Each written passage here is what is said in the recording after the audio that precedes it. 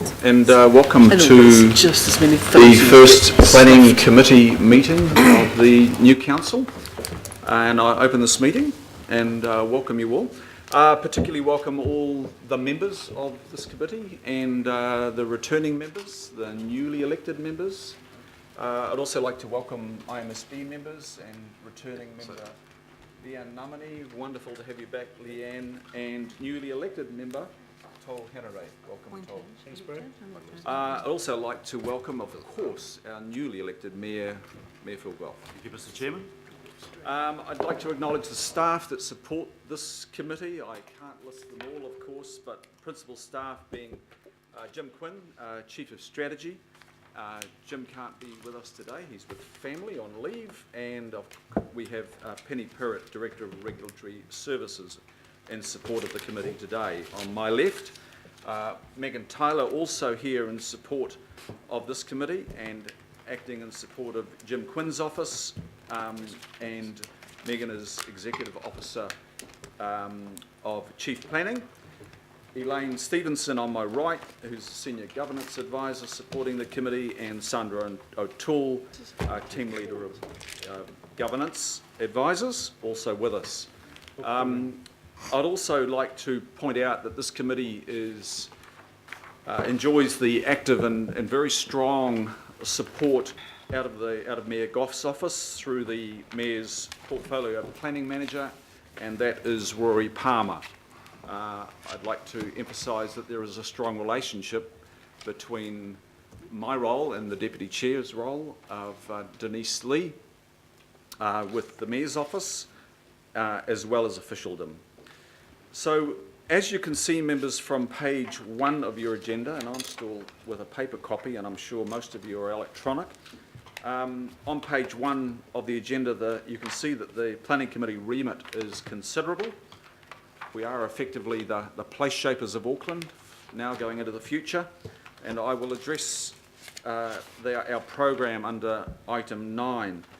But finally, just to wrap this introduction to this next 3 years, I'd like to welcome members of the public that are with us here, those that might be watching, welcome media that are here, and also those that are watching. I think the Deputy Chair is just preparing a resolution for later on, but I want to acknowledge, I'm looking forward, and the Deputy Chair is, of course, right beside me. I just want to acknowledge specifically Denise Lee as the Deputy Chair of this committee for us, Denise. So that brings us to the business in front of us today. And first up is apologies.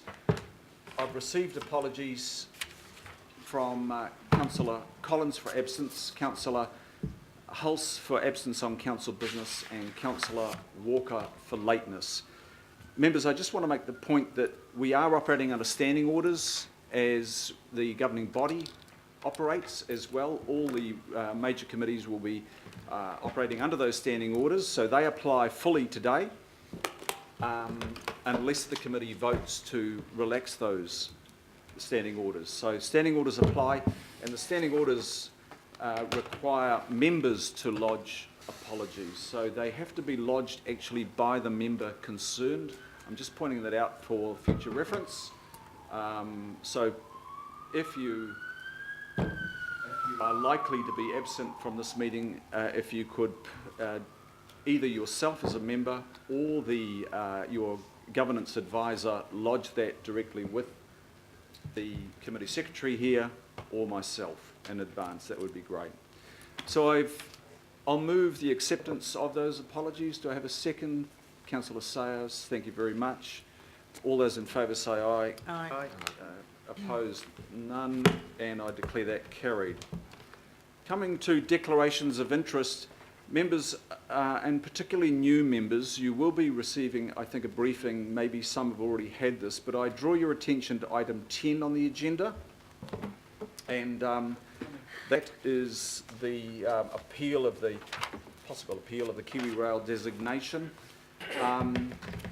And this seeks the committee's approval to lodge that appeal against the Kiwi Rail decision to reject the council's recommendations on the designation 6303 in the proposed Auckland Unity Plan.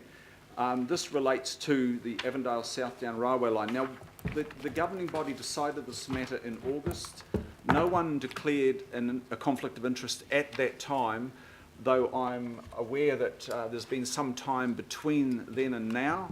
So just checking with the returning members, but particularly the newly elected members, the 5 newly elected members, if you can just, before we go to that item, just check whether you have a conflict, actual or perceived, and if you could check with staff who are in support of the meeting, any legal staff that might be here, Penny Perrott will assist you. So if you could just do that ahead of coming to that item, if you consider that there is likely a conflict or perceived conflict.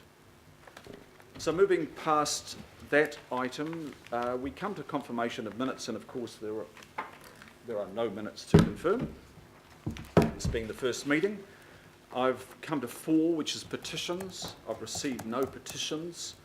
On public input, I've received no requests under standing orders for public input.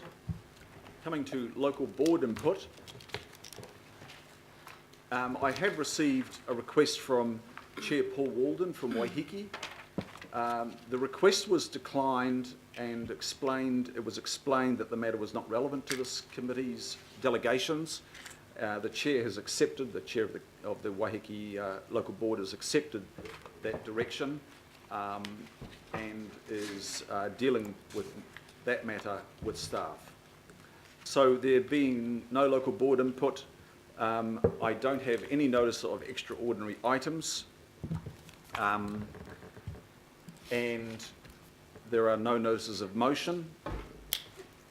And just a note on the reports, we will take a mover and a seconder, and then we'll go to questions. Then we will engage in debate. Of course, the mover has the right of 10 minutes, I think, to speak to an item. If there are amendments, it is 5 minutes. We'll use the bell today and our electronic system. So first business item is the Planning Committee at item 9 for the next 3 years. And I just wanted to take an opportunity here to offer you my reflections as chair, and I will then defer to the deputy chair, who I've invited to say a few words about the next 3 years. And I've also asked Mayor Phil Goff to round it up and say also some words about the work of this committee ahead. Members, I just want to refer not to the full remit of this committee. It would be exhaustive and it would take too much time, but I just want to indulge a little bit on probably what I see as the 2 key focus areas that need to be given prominence in the work of this committee over the next 3 years, and most importantly, probably in the next 6 months, to get a new direction in these 2 key areas. And I will firstly draw our attention to transport, and there's no question that we all notice congestion in the peak commute times. It's chronic. Our trains are congested. They are near 100% capacity. Our buses are standing room only. Rail and busway platforms are spilling with people. We've all witnessed it, I hope. And motorways and arterials are, of course, congested with cars. But the cars clogging those roads that I refer to are not congested with the people as are the buses and the trains. Most of the cars are 75% empty. They have an average occupancy of 1.1, where we have almost 100% occupancy in AM and PM peak public transport services. I would say that we've done well in paving this city in asphalt over the last 50 years, and I think the task for this committee moving forward is to pave a way for people to move about this city with a comprehensive public transport system with mass transit at the core of that network. And I think in this committee over the next 3 years we need to make quite deliberate efforts to disrupt the entrenched daily patterns of movement in Auckland. Now, in the early part of the next 3 years, I expect us to be confirming planning of a light rail network on the isthmus, mass transit to the airport, and also looking at maybe interim solutions utilising Puanui Station, a little bit about sweating the existing assets rather than extending ourselves with new ones initially, and also progressing in planning of metro or light rail to the North Shore. Big question for us is, are we bold enough to take some brand new directives and look at maybe traffic reduction measures in the city centre to lift vehicle occupancy in the peak periods from 1.1, as I mentioned, to maybe 1.5, and start rewarding those that use their vehicles more efficiently by rolling out priority T3 HOV lanes, and also in our car parks, T3 HOV car parking, at park and rides, and even on street in our centres and the car parking buildings that we control. That's notwithstanding our elevated focus on more ambitious public transport targets, of course, and I take that as a given. On the cycling front, we've made big inroads supported by the interim transport levy, but Auckland's hills are about to get flattened by this global e-bike revolution which is coming at us, ready or not. And the question there is, are we willing to ramp up efforts and meet and lift our game to provide safer cycling right across Auckland? And do we have an appetite for maybe an all-electric bike share scheme targeted at commuters for the city centre and fringe? Just some of the things that I've been thinking of. But one of the biggest game changers in transport is likely to be this very swift arrival of smart and disruptive technologies. Extracting the maximum benefit out of existing infrastructure, and that's what the government tells us to be doing and focusing on, and we will. And enabling that by the arrival of what some are calling press button transportation. It too, just like the e-bike revolution, is just around the corner. And it won't, though, arrive just organically. We're going to have to address it and give it a leg up. Now, there could be a clear directive from this committee for Auckland Transport to be more deliberative in favour of that hyper-digital disruption. And to date, I would say we have all merely just scratched the surface. The other big focus for this committee is clearly going to be addressing the chronic housing shortage. The unitary plans landed, mostly. Great work by the former council, as has the future urban land supply strategy. That needs refreshing, and we'll do that in the early part of this committee's work. But it's in place, as are special housing areas. We'll be addressing that later, and I want to speak more about that. And they've enabled up to 40,000 housing unit starts. There are no more excuses when it comes to land supply and development opportunity. The enormity of the housing crisis, though, makes those efforts merely the warm-up act for a new plan from this committee of coordinated and multifaceted action to be launched by council. Well, we cannot shy away from that challenge. It is huge, and it has to be undertaken early in this term by all of us. And that will be across the committees, across not just the major committees, but also into Councillor Cathy Casey's committee. The type of coordination I foresee is one that is more than just our council working with government. Council cannot embark on the next stage of this journey assuming we know all the answers. We've expended, I should say, a tremendous resource on the SHAs in response to the Housing Accord. And we're 3 and a bit years in now. But recent data feeds indicate that the housing build gains may be on the modest side, and I think we need to face up to that.